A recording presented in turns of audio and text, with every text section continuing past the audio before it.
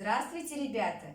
Сегодня мы продолжаем читать нашу сказку, которая называется «Тучка». Итак, мы остановились, что веселая компания мышей стала приходить ночью в комнату детскую. И эта веселая команда стала каждую ночь приходить в детскую, но совсем не для того, чтобы играть. Они выкатывали в кухне игрушечный подъемный кран и поднимали им ручку дверцы холодильника, битком набитого всякой всячиной, а потом нагружали поезд колбасами, сырами, мясом, рыбой, фруктами, печеньями, вот ведь обжоры, и тащили все в свою норку. Но об этом я узнала гораздо позже, а на следующее утро довольные мышата и правда притащили мне сочный бифштекс.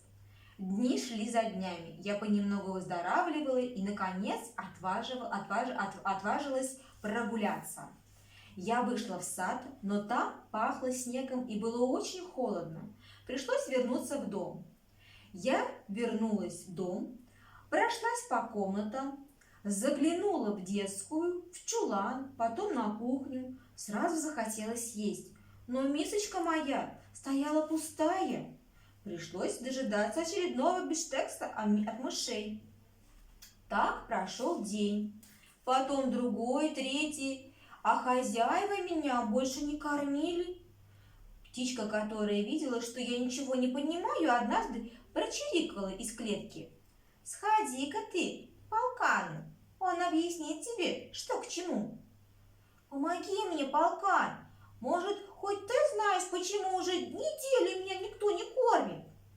«Видишь ли, — строго сказал полкан, — хозяева тебя подобрали, пригрели, а ты крадешь еду из холодильника. Хороша благодарность, нечего сказать. И потом, ты не ловишь мышей. Какая ж ты после этого кошка?» «Ах, вот оно что! Ну, задам я этим мышам!» В 2 прыжка я взбежала по лестнице в детскую, но тут раздался ужасный грохот. Это мыши выстрелили в меня из игрушечной пушки. Я не знала, что делать, и тут меня выручила птичка. «Послушай, Тучка, — зачирикала она, — завтра в доме праздник, Рождество. Елку уже поставили, и на ней висит много вкусностей. У меня есть план. Выпусти меня из клетки, я помогу тебе отомстить мышам». Я согласилась. Птичка взлетела кверху, к елке, и принялась склевывать с них конфеты, орехи, шоколадки. «Позови полкана, — велела она, — он должен помочь нам».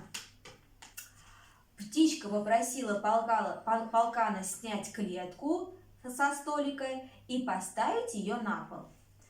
Потом мы положили в клетку сладости, дверцу оставили открытой, а сами спрятались и стали ждать полуночи. Вскоре появились мыши. Они увидели лакомство, тут же забрались в клетку и принялись успевать их за обе щеки есть. «Теперь твоя очередь, — чирикнула птичка, — закрой клетку». Я прыгнула и захлопнула дверцу. Мыши поняли, что попались, и подняли писк. Полкан лаял, птичка громко чирикала. На наш шум и гам в комнату сбежались все сердитые люди, но, увидев мышей в клетке, стали смеяться. Это было замечательное Рождество.